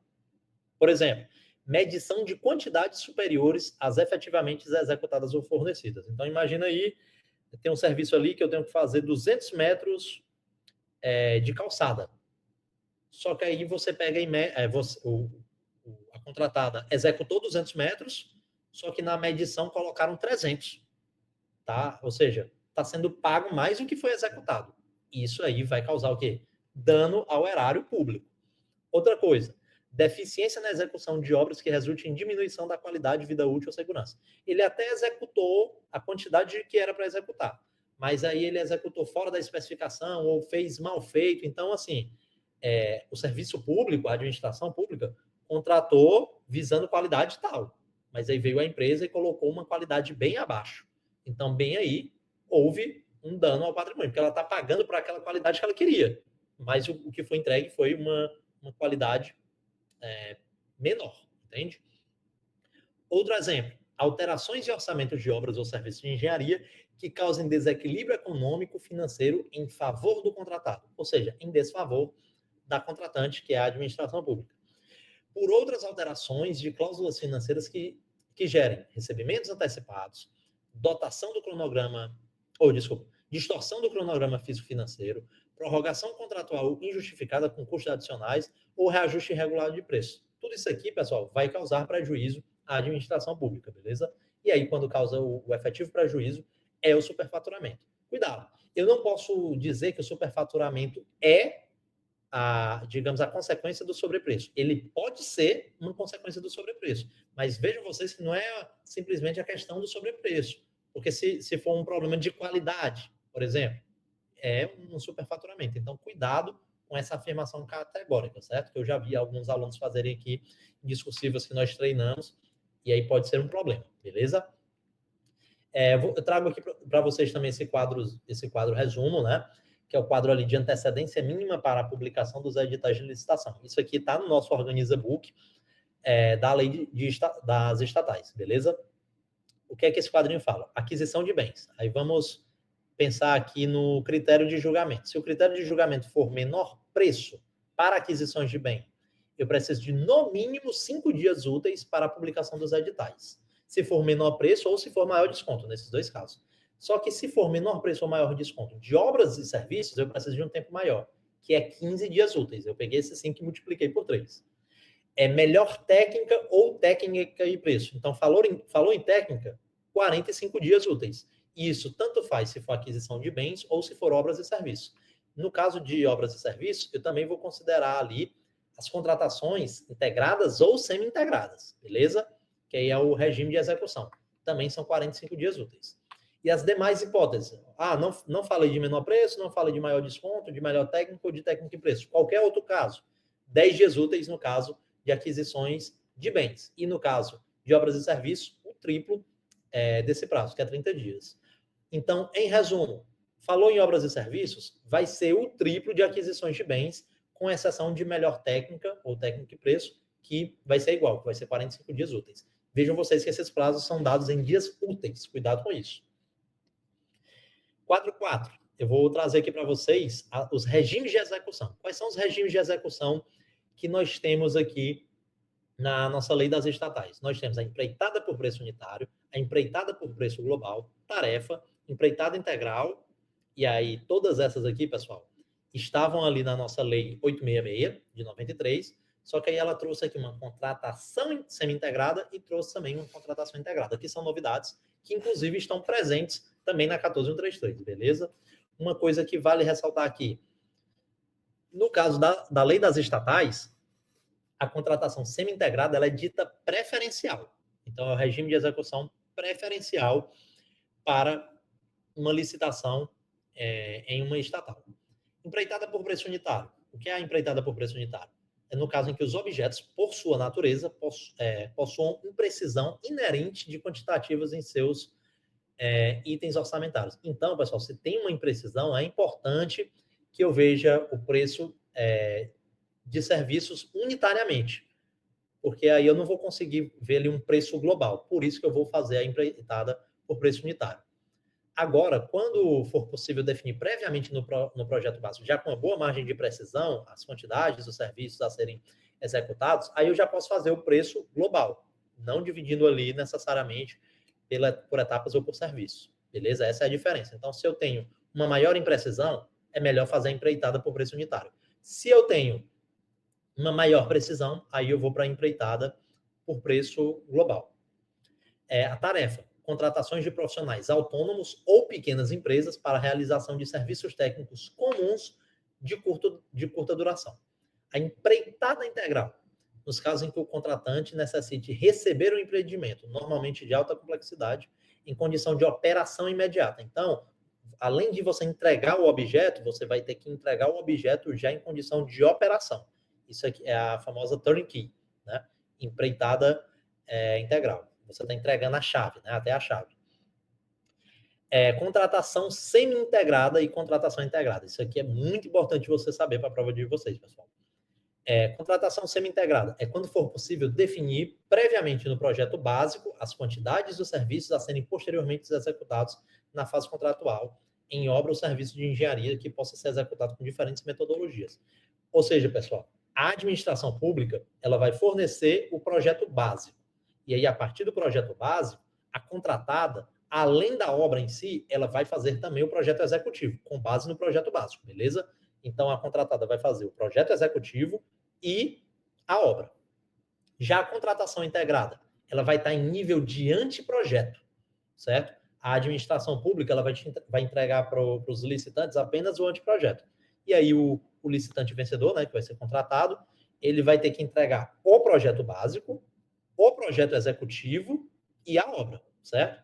Ou seja, quando é que ela é preferível a contratação integrada? Quando a obra ou serviço de engenharia for de natureza predominantemente intelectual e de inovação tecnológica do objeto licitado ou puder ser executado com diferentes metodologias ou tecnologias de domínio restrito no mercado. Perfeito? Era isso que eu queria falar aqui de lei das estatais. Pessoal, agora vamos falar um pouco sobre licitações e contratos. Bem, o nosso edital ele falou especificamente do artigo 178. Ou seja, é um artigo bem pequeno, mas que eu tenho que fazer uma breve consideração anterior para que vocês possam entender o que é esse artigo 178. E aí, já começa de cara ali, na Lei 14.133 de 2021, né, que é a nossa Lei de Licitações e Contratos, o artigo 1º fala o seguinte: esta lei estabelece normas gerais de licitação e contratação para as administrações públicas diretas e para as autarquias e fundações, que são partes da administração pública indireta. Mas elas também entram aqui. Então, quem é que vai estar de fora aqui, pessoal? As estatais, ou seja, não são abrangidas por essas leis as empresas públicas, as sociedades de economia mistas e as suas subsidiárias, que elas são regidas por quem? Pela 13.303 de 2016, que é o caso da Caixa Econômica Federal, ela é uma estatal. Ou seja, ela não é regida pela 14.133, mas sim pela 13.303. Ressalvado o disposto no artigo 178 dessa lei. Por isso que o artigo 178 da lei 14.133 é importante, porque ele vai reger também as estatais, beleza? E aí, o que é que esse artigo fala, pessoal? Antes de eu falar o que esse artigo fala, vocês têm que entender uma coisa. Uma lei, e os dispositivos da sua lei, elas podem trazer uma inovação jurídica, ou seja, ela vai trazer algo que não tinha ali no ordenamento jurídico, vai inovar o ordenamento jurídico, ou ela pode trazer uma alteração do ordenamento jurídico. Eu já tenho uma lei existente, e aí eu vou vir com a lei, ou pelo menos com dispositivos dessa lei, alterando dispositivos de outras leis. Isso faz parte. Existem leis, inclusive, pessoal, que vêm basicamente para alterar dispositivos de outras leis. Beleza. A nossa lei 14.133, ela, na verdade, ela, em sua grande maioria, ela inova no ordenamento jurídico. Beleza. No entanto, o artigo 178, ela vem para modificar uma lei ou alguma lei já existente. E esse artigo 78, ele vai abranger também as estatais. Por isso que ele é importante. E aí, o que é que ele fala? Ele fala que o título 11 da parte especial do Decreto-Lei 2848, de 1940, que é o nosso famoso Código Penal, passa a vigorar acrescido do seguinte capítulo 2b. Ou seja, eu tenho lá meu Código Penal, que é datado de 1940, e não é porque ele é velho que ele não pode ser modificado, ele é modificado, podem vir outras leis alterando o texto dessa lei, ou então alterando, ou mesmo colocando novos dispositivos, que é o caso aqui, que a 14.133 fez com ela. Então, ela pegou e criou esse capítulo a mais, esse capítulo 2b lá no título 11 da parte especial do Código Penal. E aí, o que é que esse capítulo 2B, lá no Código Penal, passa a falar? Ele traz ali os crimes em licitações e contratos administrativos. Então, esses crimes, eles servem tanto aqui para a nossa administração direta, autárquica e fundacional, que é regida pela 14133, mas também vai servir para as nossas estatais. Beleza?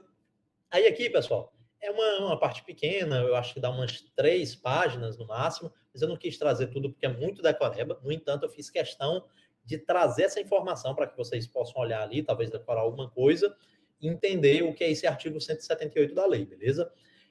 E aí, a gente tem aqui essa inclusão, né, desse capítulo 2B, e aí eu trago, por exemplo, 2 artigos que estão nele lá no Código Penal. Um artigo fala sobre a contratação direta e ilegal, e outro artigo fala sobre a frustração do caráter competitivo de licitação. Lembrando, nós temos outros, vai dar ali umas três páginas, eu acho, certo? Aí, por exemplo, contratação direta e ilegal. Qual é esse crime? Como é que eu explico esse crime? É admitir, possibilitar ou dar causa à contratação direta fora das hipóteses previstas em lei. Isso é crime. E aí qual é a pena? Reclusão de 4 a 8 anos e multa. E a frustração do caráter competitivo da licitação. Lembrando que esse caráter competitivo de uma licitação é um de seus princípios, né?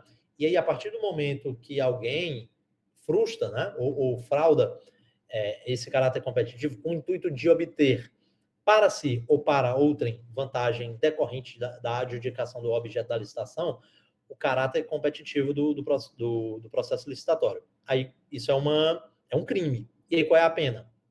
A mesma, reclusão de 4 anos a 8 anos de multa. Então, vou dar até uma dica, se você for olhar todos esses crimes que tem lá nessa lista. Esses 2, por exemplo, ele já tem a mesma pena. Então, se tiver que decorar a pena, na dúvida aqui, vamos supor que tem outros, né, de 4 a 8 anos. Aí, na dúvida, você já chutaria nessa faixa, beleza? Mas é importante que vocês possam ver também os outros crimes, tranquilo? Bem, além desse artigo 178, pessoal, lá na parte de gerenciamento, ele falava também de matriz de risco. E a matriz de risco, ela está definida aqui no nosso artigo 6º, que é um artigo muito importante da 14133, que traz ali uma série de definições. Vai ser importante, principalmente para concursos que tragam a 14133 mais completa, principalmente quando não é uma estatal, né? Mas, enfim, a matriz de risco está definida aqui. O que é que diz? A matriz de riscos é uma cláusula contratual definidora de riscos e responsabilidades entre as partes e caracterizadora do equilíbrio econômico-financeiro inicial do contrato, em termos de ônus financeiros decorrentes de eventos supervenientes à contratação, contendo, no mínimo, as seguintes informações: listagem de possíveis eventos supervenientes que possam causar impacto ali no equilíbrio econômico-financeiro, e além da previsão de eventual necessidade de prolação do termo aditivo por ocasião da ocorrência. Outra coisa que tem que ter de informação também na matriz de risco: no caso de obrigações de resultado, eu tenho que ter o estabelecimento das frações do objeto com relação às quais haverá liberdade para os contratados inovarem em soluções metodológicas ou tecnológicas, em termos de modificação das soluções previamente delineadas no anteprojeto ou no projeto básico. E temos também, no caso de obrigações de meio, o estabelecimento preciso das frações do objeto com relação às quais não haverá liberdade para os contratados inovarem em soluções metodológicas ou tecnológicas, né? Devendo haver obrigação de aderência entre a execução e a solução pré-definida no anteprojeto ou projeto básico, consideradas as características do regime de execução no caso de obras e serviços de engenharia. Beleza. O artigo 22 dessa lei também fala o seguinte: o edital poderá contemplar matriz de alocação de riscos entre o contratante e o contratado, hipótese em que o cálculo do valor estimado da contratação poderá considerar taxa de risco compatível com o objeto da licitação e com os riscos atribuídos ao contratado, de acordo com a metodologia pré-definida pelo ente federativo. O parágrafo 1º ainda diz o seguinte: a matriz de que trata o caput desse artigo deverá promover a alocação eficiente dos riscos de cada contrato e estabelecer a responsabilidade que caiba a cada parte contratante, bem como os mecanismos que afastem a ocorrência do sinistro e mitiguem os seus efeitos, caso este ocorra durante a execução contratual. Beleza. Vamos agora, pessoal, falar sobre licenciamento ambiental, certo? E aí eu trago aqui uma questão, né, para a gente falar um pouco mais disso. Eu estou sempre mesclando aqui conteúdo e questão, né? No caso desse conteúdo, vou trazer uma questão e pincelar ali um pouco do conteúdo. E essa questão caiu no CNU de 2024. Eu falava o seguinte: uma empresa está iniciando um projeto para a construção de uma barragem. E, como parte das atividades, estruturou o cronograma de elaboração dos planos, programas e projetos pertinentes, que indicou o tempo total de 4 anos. Como esse tipo de empreendimento necessita de licenciamento ambiental, um dos membros da equipe alertou para a necessidade de obter a licença prévia e de observar o prazo de validade permitido para esse tipo de licença. Pesquisando a legislação, encontraram a resposta na Resolução CONAMA número 237 de 1997 e concluíram que, em relação ao prazo máximo permitido para esse tipo de licença, o prazo de 4 anos indicado no cronograma ultrapassa, não ultrapassa, está dentro? Vamos ver. Então, esse quadro resume tudo, pessoal. Nós temos aqui as licenças ambientais: a licença prévia, a licença de instalação e a licença de operação. A licença prévia, como o próprio nome diz, ela é prévia. Ela é antes mesmo ali até da licitação. A licitação de instalação, ela é antes de você instalar, começar ali a obra. E a licença de operação é você terminou a obra, mas você precisa dessa licença para que o empreendimento passe a operar. Beleza? E aí, o que é que a gente tem que saber aqui? Eu não dei um prazo mínimo definido para as duas primeiras licenças, que é a licença prévia e a de instalação. Ela é estabelecida ali no cronograma, no caso da licença prévia, de elaboração de planos, programas e projetos de empreendimento, e na licença de instalação, esse prazo mínimo é estabelecido no cronograma de implantação. Já a licença de operação possui um prazo mínimo, 4 anos. E aí depois eu vou para os prazos máximos. Esses prazos máximos serão maiores do que o prazo mínimo da licença de operação. Então, é por isso que você tem que fazer meio que essa escadinha aqui, ó.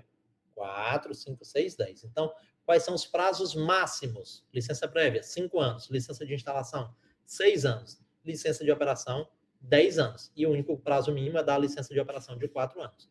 Então, licença prévia, máximo 5 anos. Licença de instalação, máximo 6 anos. Licença de operação, entre 4 e 10 anos. A nossa questão falava sobre licença prévia e indicou ali que o tempo máximo seria de 4 anos. Então, esse prazo de 4 anos indicado no cronograma está dentro do prazo máximo, que é quanto? No caso de uma licença prévia, de 5 anos. Portanto, letra C. Pessoal, aqui, se você simplesmente soubesse que não tem um prazo mínimo, você já mataria letra A e letra B. Você ficaria entre a C, a D e a E. Se você tivesse pelo menos decorado os números, mataria a letra E, porque não tem 15 anos, né? Aí ficaria na dúvida da C e da D. Quando é que a D estaria correta? Se a nossa licença aqui não fosse a licença prévia, mas sim a licença de operação. E aí, o prazo máximo é de 10 anos. Perfeito? É isso. Vamos agora para o próximo assunto, que é a Política Nacional de Segurança de Barragens, PNSB, que é a lei número 12.334 do ano de 2010. E é uma questão interessante aqui, que caiu também no CNU de 2024. A questão fala o seguinte: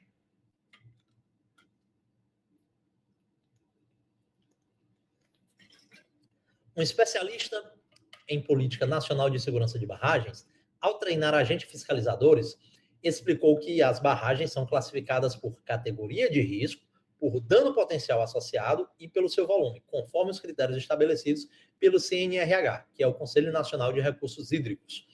Esse especialista completou a explicação esclarecendo que, dentre os parâmetros a serem considerados na categoria de risco, que é uma das 3, estão os seguintes. E aí, pessoal?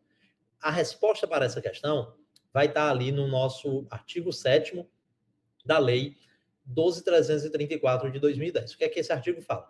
As barragens serão classificadas pelos agentes fiscalizadores, como a gente acabou de ver, por categoria de risco, por dano potencial associado e pelo seu volume, com base em critérios gerais estabelecidos pelo Conselho Nacional de Recursos Hídricos, o CNRH. E aí ele traz ali no primeiro parágrafo explicando sobre a classificação de risco. Então, a classificação por categoria de risco é feita em alto, médio ou baixo. Então, segundo risco, pode ser um risco alto, um risco médio ou um risco baixo. E ela é feita levando alguns parâmetros. Quais são os parâmetros nesse caso? Em função das características técnicas, dos métodos construtivos, do estado de conservação, da idade do empreendimento e do atendimento ao plano de segurança de barragem. Aprendam isso. O segundo parágrafo fala o quê?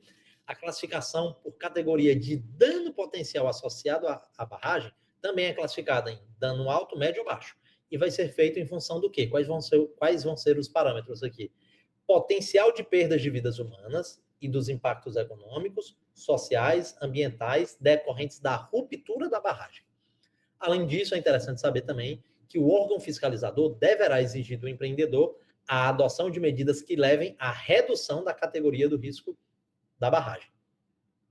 Bem, vamos trazer aqui a questão de novo, pincelar, né? Ó, as barragens são classificadas por categoria de risco, por dano potencial associado e pelo volume. No caso da categoria de risco, quais são os parâmetros? Estado de conservação é categoria de risco? Sim, acabamos de ver. Por isso que o gabarito é a letra A. E qual é o problema da letra B, C, D e E? O que é que eles citam aqui? Ó?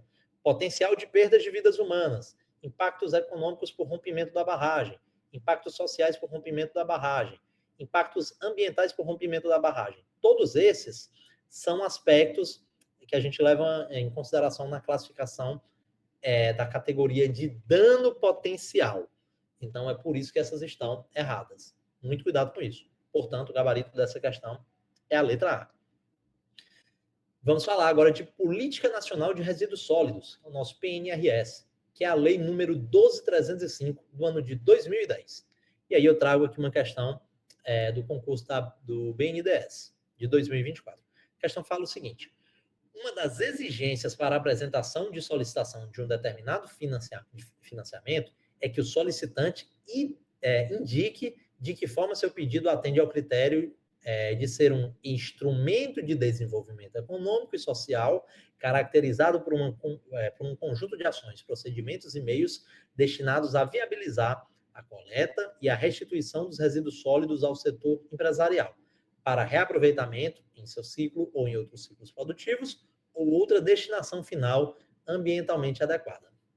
Vejam que é uma definição bem grande, né, que é ipsis literis ali da lei, está entre aspas aqui. De acordo com a Política Nacional de Resíduos Sólidos, essa exigência trata do ou da, e aí nós temos aqui umas definições. Pessoal, o artigo 3º dessa lei traz uma porrada de definições e eu quis trazer aqui algumas, certo? Coleta seletiva, que inclusive acho que estava aqui na nossa questão. O que é coleta seletiva? É uma coleta que é seleta, né? Então, já pense nisso, mas trazendo aqui as palavras da lei. É a coleta de resíduos sólidos, lembrando que a gente está falando de resíduos sólidos, né? Previamente segregados. Por isso que é seletiva, que essa coleta ela é previamente segregada conforme sua constituição ou composição. Controle social, que também era uma das alternativas da questão, é o conjunto de mecanismos e procedimentos que garantam a sociedade. Eu falei social, sociedade. Controle, mecanismos e procedimentos. Mecanismos e procedimentos que garantam à sociedade informações e participação nos processos de formulação, implementação e avaliação das políticas públicas relacionadas aos resíduos sólidos, beleza? Destinação final ambientalmente adequada. E aí, cuidado para não confundir com disposição final ambientalmente adequada. Uma coisa é a destinação, outra coisa é a disposição. Vamos lá. O que é a destinação final ambientalmente adequada?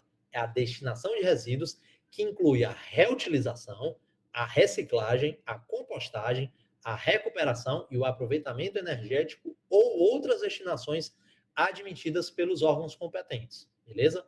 Então, a destinação ela é diversa. Reutilização, reciclagem, compostagem, entre outras. E aí, entre elas, nós temos o quê? A disposição final, ou seja, destinação é algo mais amplo.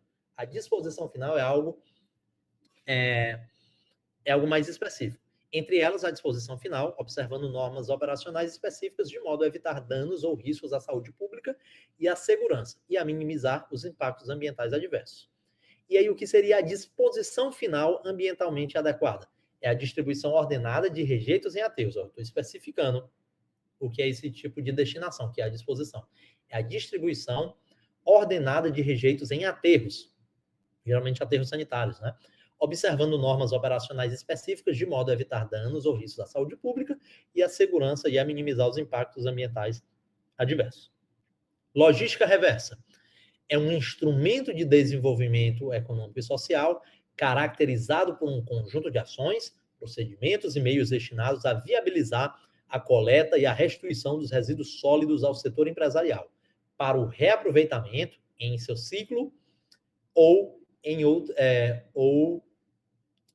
ciclos produtivos, ou outra destinação final ambientalmente adequada. Por isso que é dita logística reversa. Ela é uma logística, um conjunto de ações, procedimentos. E por que reversa?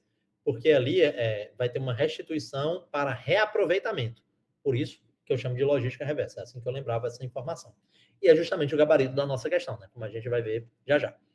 Reciclagem. Cuidado para não confundir reciclagem e reutilização. Então, vou ler as duas na sequência para depois falar sobre rejeitos e resíduos sólidos. Reciclagem.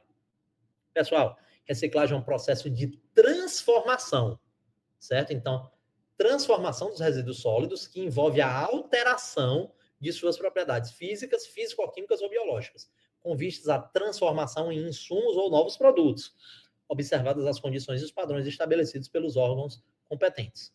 E o que é a reutilização? É um processo de aproveitamento. Veja, um é um processo de transformação e o outro é um processo de aproveitamento dos resíduos sólidos, sem sua transformação biológica, física ou físico-química, observadas as condições e padrões estabelecidos pelos órgãos competentes. Então, reutilização, aproveitamento sem transformação. Reutilizar você vai aproveitar, mas sem transformar. E reciclagem, você vai transformar com alteração das propriedades, beleza? Agora vamos falar sobre rejeitos e resíduos sólidos. Eu não vou falar na ordem, porque vocês vão entender o que é mais completo e o que é mais específico. O conceito de resíduos sólidos é mais abrangente, é mais completo, é mais geral. Então, resíduos sólidos é um material, é uma substância, é um objeto ou um bem descartado, resultante de atividades humanas em sociedade, a cuja destinação final se procede, se propõe a proceder ou se está obrigado a proceder nos estados sólido ou semissólido, bem como gases contidos em recipientes e líquidos cujas particularidades tornem inviável o seu lançamento na rede pública de esgotos ou em corpos d'água, ou exijam para isso soluções técnicas ou economicamente inviáveis em face da sua melhor tecnologia disponível. Beleza? Então é bem grande aqui a definição. E o que são os rejeitos? São resíduos sólidos. Então são resíduos sólidos, mas aí é um tipo de resíduo sólido. Qual é o tipo de resíduo sólido que é um rejeito? São resíduos sólidos que, depois de esgotadas todas as possibilidades de tratamento e recuperação por processos tecnológicos disponíveis e economicamente viáveis, não apresentem outra possibilidade que não a disposição final ambiental adequada. Ou seja, rejeito é o último caso. Não tem mais o que fazer, acabaram as possibilidades, agora é só jogar na disposição final ambientalmente adequada. São os rejeitos, beleza? Então, para responder aqui a nossa questão que perguntava o que é o instrumento de desenvolvimento econômico e social caracterizado por um conjunto de ações, procedimentos e meios destinados a viabilizar a coleta e a restituição dos resíduos sólidos para reaproveitamento, é o quê? É a logística reversa, portanto, gabarito, letra C. Agora, pessoal, para finalizar aqui a nossa revisão, eu vou trazer uma série de apostas aqui da NR18. Como vocês devem ter visto, lá no nosso conteúdo programático, nós temos várias NRs, né, várias normas regulamentadoras. Acredito que tem umas 13 normas que caíram. Vocês acham que vão cair todas essas normas? É muito difícil, é muito improvável, né? Por isso que eu quis apostar aqui em uma delas, que é a norma regulamentadora mais famosa, que costuma cair mais, que é a NR18.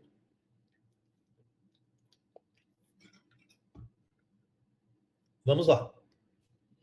Então, primeiro eu quis falar aqui sobre tubulões, que é uma coisa que vira e mexe, cai muito ali, que está constante ali na NR18. Então, eu tenho o tubulão escavado manualmente. O que é que você tem que saber?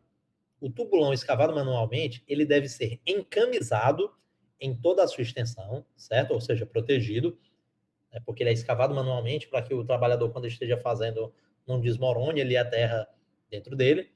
Ele tem que ter profundidade, em profundidades maiores do que 3 metros, vai requerer uma sondagem, certo?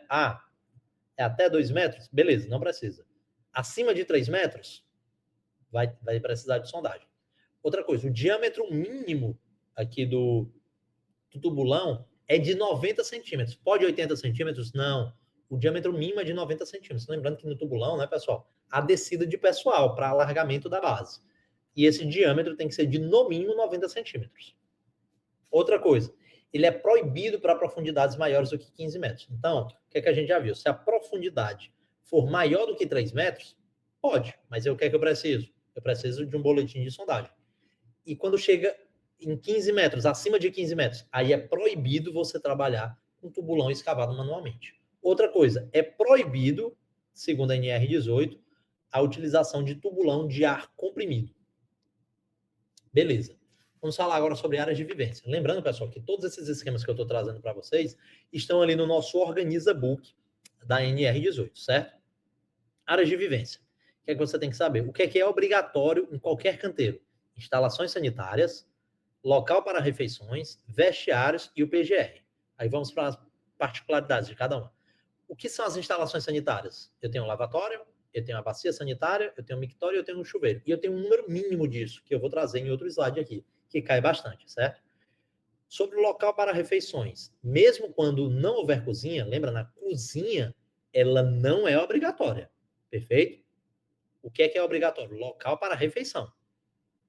Inclusive, aí quando você falar em local para refeição, inclusive local para aquecimento, local para conservação e local para lavagem dos utensílios, né? O trabalhador está levando ali uma quentinha, uma Tupperware. Olha eu fazendo aqui um merchan de graça. Patrocina nós aí, Tupperware. Mas a cozinha em si, pessoal, ela não é obrigatória, certo? O que é obrigatório é o local para refeições. Outra coisa que é obrigatória, vestiário. Aí você fala, mas os trabalhadores não estão alojados. Beleza, independentemente de trabalhadores alojados, que precisa de vestiário, que o pessoal vem de casa, aí se troca para colocar, digamos ali, a farda da empresa, né? E depois se troca para voltar para casa. Então, é necessário o vestiário, é obrigatório. Outra coisa que é obrigatório, o PGR. E esse PGR, ele independe do número de trabalhadores. O PGR veio em substituição ao PCMAT, que tinha na antiga NR18, né? Essa nova NR18 veio ali em 2020, mas, salvo engano, ela passou a vigorar em 21, ou foi em 22, algo assim, porque teve uma polêmica em relação a isso. Vai vigorar a partir do mês tal, mas aí não foi, depois foi, enfim. Mas o texto dessa NR é recente, né? Que é datado ali de 2020, beleza? Outra coisa, é obrigatório, o que é obrigatório apenas em alguns casos? Apenas se houver trabalhadores alojados no canteiro de obra, eu tenho que ter o quê nos alojamentos? Eu tenho que ter instalação sanitária, que já tinha normalmente, eu tenho que ter o local de refeição, que já tinha normalmente, só que dessa vez, no caso de alojamento, aí sim a cozinha é obrigatória. O que mais é obrigatório? Lavanderia. Porque como eles vão estar alojados lá, eles não vão voltar em casa para lavar roupa, né? O alojamento deles é na própria obra. Então, lá o canteiro de obras precisa ter uma lavanderia. E também precisa ter uma área de lazer, porque nem só de trabalho vive o homem, né? O que é que não consta mais na atual NR18, que mudou o texto em 2020, como eu falei? Tinha uma questão ali do ambulatório, né, que dizia que o ambulatório ele era obrigatório se houver mais de 50 trabalhadores na obra. Então, isso aqui é uma informação errada, pessoal? Eu não vou dizer que é uma informação errada, mas é uma informação que não consta mais na nova NR18, certo? E também a questão do PCMAT. O PCMAT ele dizia que ele era obrigatório a partir de 20 trabalhadores na obra. Aí o PCMAT, de fato, isso aqui foi revogado, porque o PCMAT ele foi substituído pelo PGR, que independe do número de trabalhadores, beleza? E as instalações sanitárias, o que é que a gente tem que saber aqui? Instalações sanitárias é aquele conjunto que tem lavatório, que tem bacia sanitária sinfonada com assento e tampa, tem um mictório e tem um chuveiro. O deslocamento máximo de um trabalhador é de 150 metros. Então, vamos supor que tem um posto de trabalho lá do trabalhador, vamos supor uma obra horizontal, sem ser uma obra vertical. Uma obra horizontal, né, que ele percorre várias distâncias caminhando. O deslocamento máximo que esse trabalhador pode ter para chegar no banheiro, e aí pode colocar um banheiro fixo ou mesmo ali um banheiro químico, o deslocamento máximo que esse trabalhador tem que ter é de 150 metros. Eu tenho, horizontalmente falando, porque essa distância é horizontal, eu tenho ali 310 metros. Então, na pior das hipóteses, que tem um deslocamento máximo, 150, 150, eu vou ter pelo menos 2 banheiros ali para ele, beleza? Pense nisso. E aí, como é que eu sei o número mínimo de lavatórios, de bacia sanitária, de mictório, de chuveiro? Primeiro, essas 3 primeiras é como se fosse um conjunto só. Lavatório, bacia sanitária sinfonada com assento e tampa, e o mictório. Eu tenho que ter um conjunto de cada uma delas para cada 20 trabalhadores ou fração. Como assim? Se eu tenho até 19 trabalhadores, eu vou precisar de um lavatório, uma bacia sanitária e um mictório. Beleza. Eu tenho 20. Continuo precisando de no mínimo, lembrando que é no mínimo 1. Eu tenho 15 trabalhadores, mas eu tenho 3 lavatórios, 3 bacias e 3 mictórios. Está errado isso? Não, porque isso é o número mínimo. 3 é maior do que 1, ou seja, está cumprindo o número mínimo. Perfeito. Mas o que é obrigatório? Quando eu tenho o 21º trabalhador, eu já passei de 20. Então, é 20 mais uma fração de 20 de novo. Nesse caso, eu vou precisar de 2 conjuntos. Então, aquele um conjunto vai satisfazer? Não vai mais. Eu tenho que ter, obrigatoriamente, 2 conjuntos, que é o número mínimo. Pode ter 3, 4, 5? Pode, porque o mínimo é 2. Beleza? Então, é isso que quer dizer esse ou fração. E no caso de chuveiro, é um conjunto para cada 10 trabalhadores ou fração. Se eu tenho 9 trabalhadores, um chuveiro. Se eu tenho 10 trabalhadores, um chuveiro. Eu posso ter mais? Posso, porque é no mínimo um. Se eu tenho 11 trabalhadores, chegou hoje o 11º trabalhador, aí eu tenho que obrigatoriamente ter no mínimo 2 chuveiros, porque aí eu já tenho 10 mais uma fração do novo 10, né, até chegar a 20.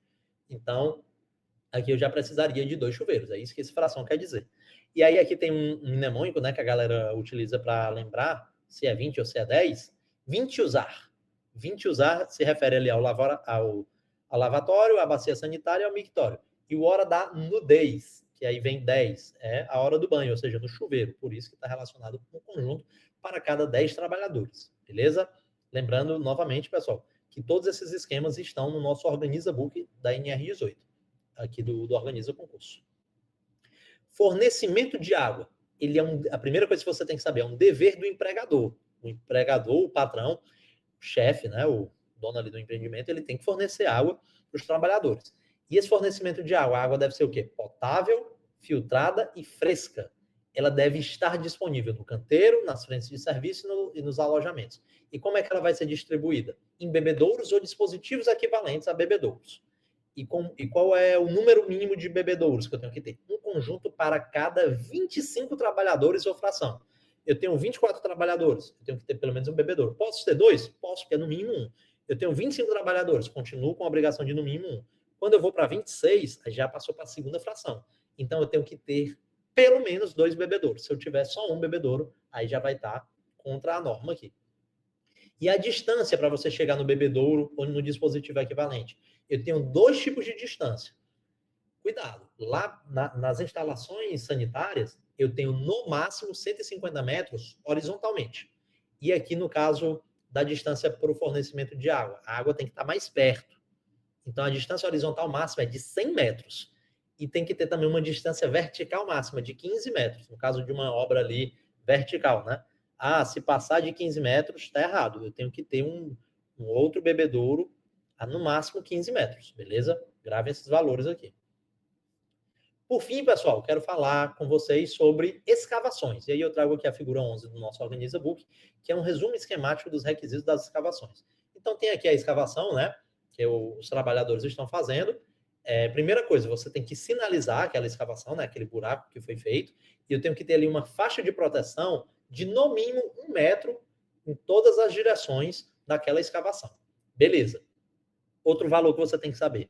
Para escavações com profundidades maiores do que 1,25 metros, eu vou requerer o quê? Liberação da execução da atividade e ser protegida por escoras ou taludes. O caso disso significa que é projetado ou emitido por profissional legalmente habilitado. Além disso, eu tenho que possuir escada ou rampas de acesso para escavações com profundidades maiores que 1,25 metros. Beleza? Então, você tem que levar esse 1,25 metros para a sua prova e também essa faixa de proteção de pelo menos 1 metro. E eu finalizo aqui a nossa revisão, pessoal. Desejo a vocês uma boa prova. Como eu gosto de ressaltar, né? Eu fiz questão de ressaltar. Eu sou engenheiro civil, dei uma aula aqui de arquitetura, claro, com os assuntos que são mais atinentes à engenharia civil, mas eu fiz questão de trazer o conteúdo como eu entendo que deve ser cobrado na prova de vocês. As questões que eu trouxe aqui foram questões que caíram em provas de arquiteto, ou que o arquiteto fazia, né, como é o caso ali do CNU, e trouxe também algumas definições, trouxe algumas coisas que estão previstas expressamente no nosso edital de arquiteto. Fiz questão de trazer isso e espero aqui, né, pessoal, que vocês tenham gostado dessa aula, que acompanhem aqui o canal do Organiza, né? Se vocês tiverem gostado, deem um joinha aqui no vídeo, curtam o vídeo, deixem o seu comentário, porque fortalece a gente, a gente vai saber que conseguiu dar uma boa aula, ou mesmo coloca uma sugestão ali no que a gente pode melhorar para outras aulas. A gente pretende crescer aqui na nossa área da arquitetura, né? O segundo projeto que o Organiza fez para a área de arquitetura. Eu sou engenheiro civil, mas conversei com muitos arquitetos, desde o primeiro projeto que a gente fez para o TCE Rio Grande do Sul, fizemos agora esse da Caixa, e a gente percebe, né, o quanto o pessoal que se prepara para concurso de arquitetura tem essa carência, né, tanto, não diria de materiais, porque tem muita gente que faz material aqui para arquitetura, mas talvez de uma mentoria, de uma revisão, desse apoio que a gente deu tanto para os nossos alunos, e nesse caso aqui da revisão que a gente está gravando para o YouTube, para todo mundo que vai fazer esse concurso da Caixa, né? Essa aula serviu não só para quem vai fazer o concurso da Caixa, mas para aquela pessoa, para aquele arquiteto ou arquiteta que quer estudar assuntos que são mais atinentes a engenheiros civis. Então, espero que tenham gostado, espero que vocês façam uma boa prova, muita tranquilidade, não se enrolem, não se apaixonem ali por uma questão, a questão tem o mesmo peso da questão 2, por exemplo. Então, paciência. Se precisar ir no banheiro para dar uma respirada, voltar para a prova e faça isso. E estou aqui na torcida por vocês, pessoal. Espero que vocês façam uma boa prova e que você que está assistindo aí, quem sabe, não seja o novo arquiteto ou nova arquiteta da Caixa Econômica Federal, beleza? Então, ficamos por aqui. Como a gente gosta de falar, até a próxima e organiza neles.